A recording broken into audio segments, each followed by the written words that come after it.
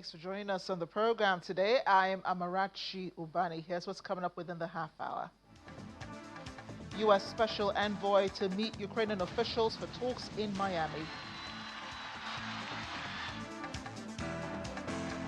The UK imposes more sanctions on Russia 7 years after the Salisbury Novichok poisoning. Over 400 people said to have died in the aftermath of cyclone Diaspora in Sri Lanka.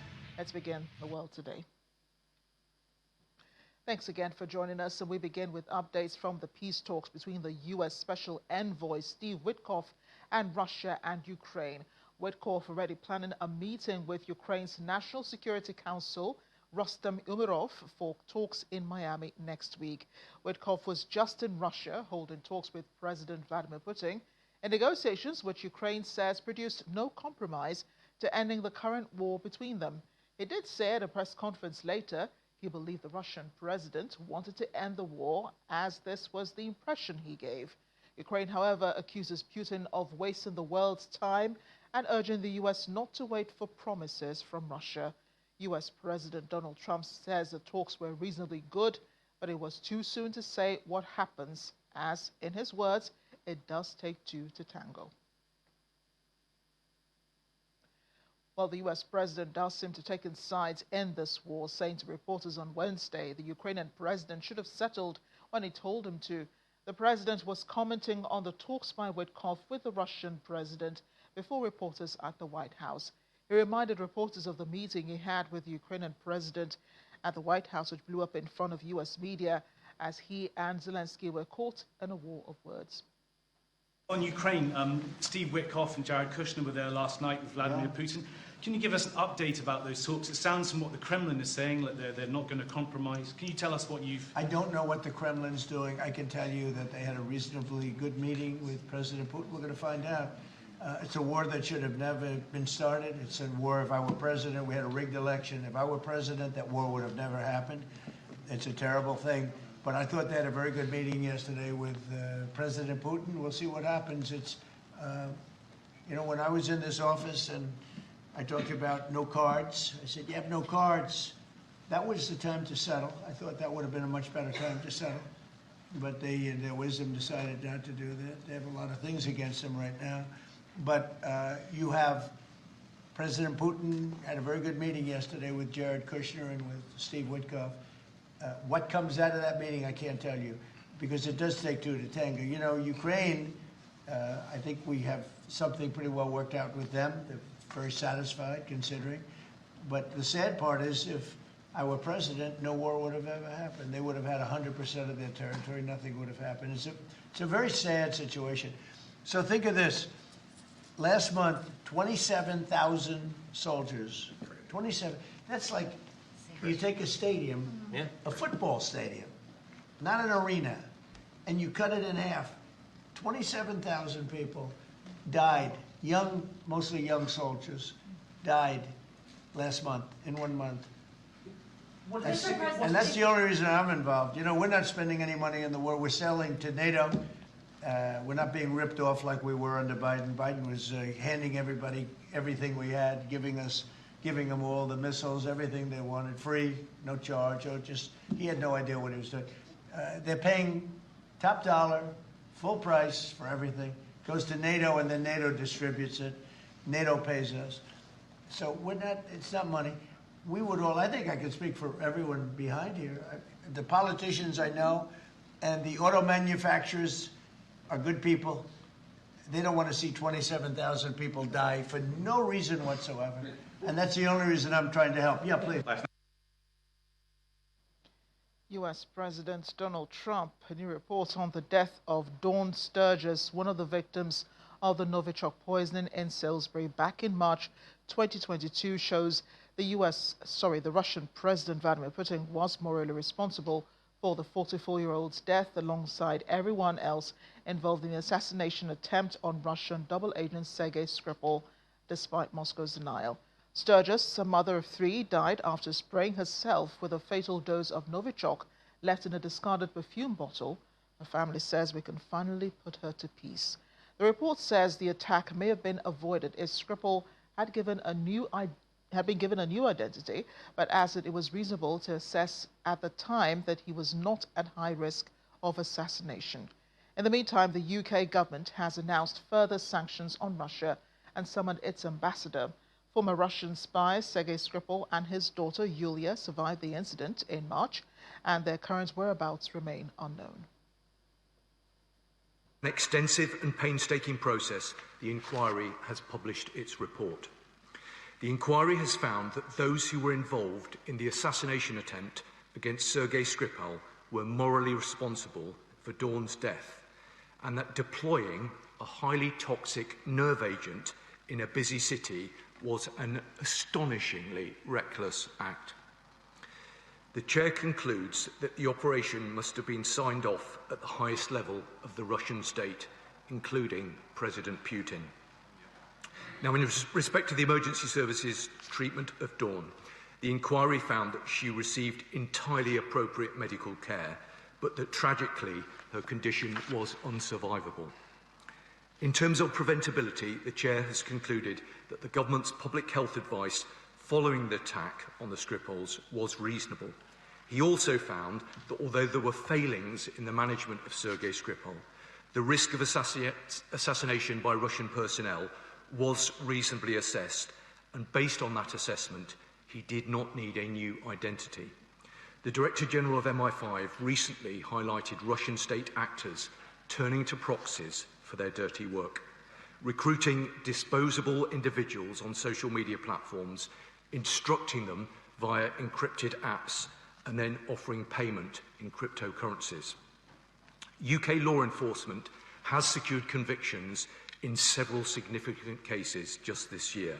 6 individuals spying for Russia, 6 men involved in an arson attack on a warehouse supplying Ukraine, an individual who attempted to offer services to Russian intelligence, and a former MEP who accepted bribes to promote pro-Russian narratives in the EU Parliament. Today, my right honourable friend, the Foreign Secretary, has imposed a further cost on the Russian regime by sanctioning the GRU under the Russia sanctions regime, along with several associated individuals. These sanctions recognise the continued reckless and destabilising activity of the GRU, which seeks to undermine Ukraine, European security and the safety of the United Kingdom. They will include sanctions against 8 GRU officers under the cyber sanctions regime and 3 GRU officers under the Russia sanctions regime who have been implicated in hostile activity across Europe. We are also summoning the Russian ambassador to hold Russia to account for its responsibility for the tragic death of a British citizen. Well, the Novichok incident did happen in March 2018. Heading out to sea now, the UK and Norway have signed a defence pact which will see them operate a combined fleet to hunt Russian submarines in the North Atlantic. The deal is designed to protect undersea cables, which British officials say are increasingly under threat from Moscow, with a 30% rise in Russian vessels spotted in UK waters over the past 2 years, according to the Ministry of Defence. Under the agreement, the navies from the 2 NATO member states will operate a fleet of British-built Type 26 frigates. UK Prime Minister Keir Starmer called the agreement historic, saying it strengthens the UK's ability to protect its critical infrastructure.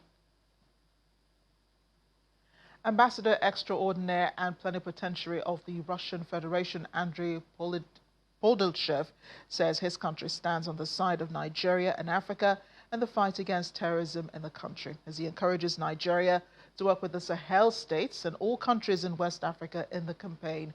He was making the comment as he answered questions during an ambassadorial forum at the Nigerian Institute of International Affairs in Lagos.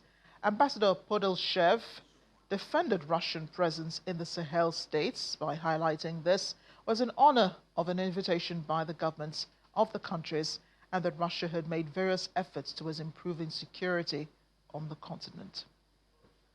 The situation in the Sahel region is, of course, is not very complicated. There are terrorist threats, in this region. There are EU authorities in these regions. We know that Confederation of Sahel States was formed, and these Sahel states stepped out from ECOWAS, and this make the situation with security more complicated. We established relations with Mali, Burkina Faso, Niger. We established relations because the authorities of these states requested our help in combating terrorist threats there. We proposed, we actually provided some military equipment for them. We are trying to train their military forces, but we understand that if we want to combat terrorism in this region, there should be common efforts of all the countries of West Africa. The African diaspora is set to be providing long-term support to Jamaica's hurricane recovery efforts through financial aid, in-kind donations and advocacy. Our Washington correspondent Maria Bird spoke to President and founder of Caribbean and African Faith-Based Leadership Conference, Reverend Dr. Agorom Dike, on those efforts.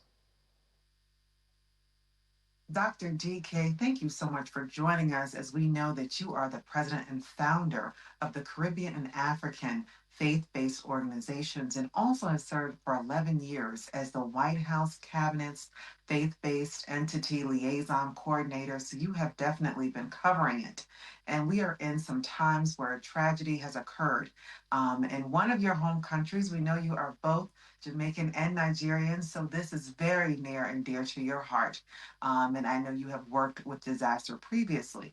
Tell us right now what is actually happening. How is the U.S. responding to this disaster? We know it's been a few weeks, few months now, but we still know there's so much work to be done. Thank you very much, Mira Bird, and thanks for the work you do. And thanks for bringing me on this platform where we will have access to some of our stakeholders in Nigeria and the broader African community. Thank you. Well, as we all know, for the past month, Jamaica has been severely hit by Hurricane Melissa, which has left almost 50 persons dead. We have had very gross devastation, city being wiped out. Many persons who have heard about disaster would have known about Black River. Or approximately 6 parishes are badly damaged. Government entities have been affected. The faith community have been affected. People have lost infrastructure, real estate. The feeding tree of Jamaica, which is St. Elizabeth, has been wiped out. So there is a crisis for food. And it is unbelievable, even to the Jamaicans themselves, the state that they have found themselves in. It's United States is one of the closest neighbors to Jamaica. As you know, Jamaica is 99 miles away from the United States, Florida, the Miami area. And we are pleased to say that the United States has been a pillar of support to the Jamaican community. President Donald Trump administration has committed over $37 million to the Caribbean, as Cuba and Haiti had minor hits from the hurricane. And of that 37 million, $22 million in aid has been committed to Jamaica. In addition to the government support that the U.S. has given, and we have seen the aid coming into the country, going into the country through the helicopters, through the plane, the different aircrafts from the United States in terms of food supplies. There are numerous multilateral non-profit organizations and businesses in the United States that has also been supporting Jamaica, such as Project Cure, Project Hope, Samaritan Purse, and many of these have religious foundations, Red Cross and all these other entities, and numerous of them, I mean, I could name them if you need me to, but just to say that there is an overwhelming support of organizations from the US with indigenes of the United States serving Jamaica at this time. Of course, we can speak later about the Jamaican community in the US support, the Caribbean community in the US support, and the African diaspora community in the US support as well, which we can talk about after this. Hope I answered your question. No, you lead right into where I wanted to go next, as the African diaspora is vast all across the world. But we know in the United States, there's a large contingency of those from the African diaspora. How are Americans, how are those from, whether it's the Caribbean or other African countries, supporting these efforts? And I'm sure that you have your ear and eye on the pulse of actually what's happening. And so you want me to speak more of Africa, correct, than the Caribbean, Yes. right? Well, for Africa, we know that the CARICOM community, the Caribbean government, have been reaching out to the European Union, to the African Union and other countries on behalf of Prime Minister Andrew Holness, the Prime Minister of Jamaica. And they, through their disaster alliance, have generated a number of support in terms of the quantity of support from African governments. I think information on that is quite limited. It appears that the support from African governments is quite limited, and we would like to see more of that because Jamaica is in dire need. And as we all know, we are descendants of slaves from the African continent, and Jamaica has made Africa proud as a nation of descendants in terms of sports and entertainment and so forth. But this is really a time where Jamaica needs Mother Africa or Father Africa to come to the rescue. Some African organizations in the United States are lending support to Jamaica. Some are working on their strategy. One of the most dynamic and vibrant African diaspora organization that we have is called AMPA. That is the Association of Nigerian Physicians in America. And as you know, among the doctors, African doctors, Nigerians is one of the largest in number here in the United States. And just last week, they went to Jamaica and they have done some needs assessment on the island. They have traveled to different parishes, met with over 300 persons per day.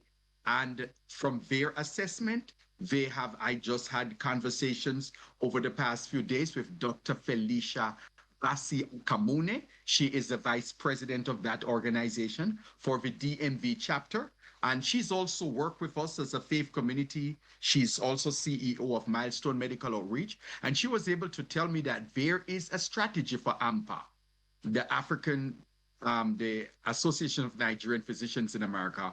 They look at Trelawney as one of the areas that is not served as much. Everyone talks about St. Elizabeth and Westmoreland and St. Anne, and we know those areas have more damages, and a lot of aid is going to those areas. But the Nigerian Physicians of America are looking at Trelawney as one of the primary areas that have not been served as well, and they're looking to go there. And organizations like our organization, the Caribbean and African Faith-Based Conference, we have also been galvanizing with churches. Most of our constituency are African churches, and we have had meetings with some of our African pastors, African American pastors, and there is also a strategy. We are working on resources for December and 2026. We're trying to work with the faith community, and I can say more on that as we go. Why we are working with the faith community and why it's important to work with the faith community on the ground. And Dr. DK, as we close out, is next? So we know that the U.S., and as you work with the White House, has put forth financial support. But what is next coming from the United States government, but also what's next for the faith-based community, as you said, has galvanized and is looking at ways to help in December and January in 2026, so to support Jamaica, as it appears that this is not going to be a short-term process. It's going to take some time for recovery. Well, Pastor Paula White, who is the head of the White House Faith-Based Office, also heads the National Faith Advisory Board, and there's an organization that they run called City Serve, and they're already in Jamaica, and they're raising resources from numerous churches across the United States to give support. I just want to pause to say, however, that we're encouraging folks to work along with faith-based organizations because they are a mutual party. There's a lot of support going to government, but one of the things President George W. Bush have always said, that work with faith-based organizations because they are there before the disaster, during the disaster, and after the disaster. Churches have lost their buildings. They are the center where people are in every community. They have to deal with the need, and they are strapped for resources. And so we are mobilizing churches. We want more African churches, African-American churches, churches across the world, and entities to support the churches on the ground, and so that they can have something. Because when all other organizations are gone, the church is always going to be there, and they have no choice in dealing with the people, because everyone is looking to the church. When they see no governments, when they see no one else, they're looking to the churches and other faith groups to provide that which they are looking for. And DK, before we leave, how can people reach out, and those that are in the African diaspora, those that are watching us today, if they want to support the efforts that you all are putting forth to support Jamaica? For those who want to support the government, there's a website called supportjamaica.gov. supportjm.gov. There's a popular site there, as the government is highly in need. For those who wants to reach us, our website is cafblc.com. That's cafblc.com. That's the Caribbean and African Faith-Based Leadership Conference. And we help to navigate. We put people in touch with people. So if someone wants to help a school, we can do the direct connection. If it's churches, we connect. If folks are trying to reach the government, so we see our role as facilitating, doing a lot of the facilitation and helping those on the ground, whether they are leaders of civic organization, government organization, faith-based organization, to get the help that they need in Jamaica. Dr. DK, thank you so much for all of your work. Thank you for taking the time to share with us this today. Thank you again. Thank you very much. Thanks for having me. And may God bless Jamaica, and God bless you all as you support in this time of crisis. Thank you. Our correspondent Maria Bird and Dr. Agorom DK. The number of people who died in the aftermath of Cyclone Diaspora in Sri Lanka has risen sharply to 474 as of today. The Disaster Management Center says 356 people are still missing after floods and landslides. And as we have the program, oh yeah, he is pushing the car, right? He's just 2 years old. He's this high, and yes, he can push a car. At least that's what those in Armenia say. Monty, as he's fondly called, has been setting records from the early age of 6 months. One of his feet is staying on a horizontal bar in the gym for 22 seconds, setting a national record.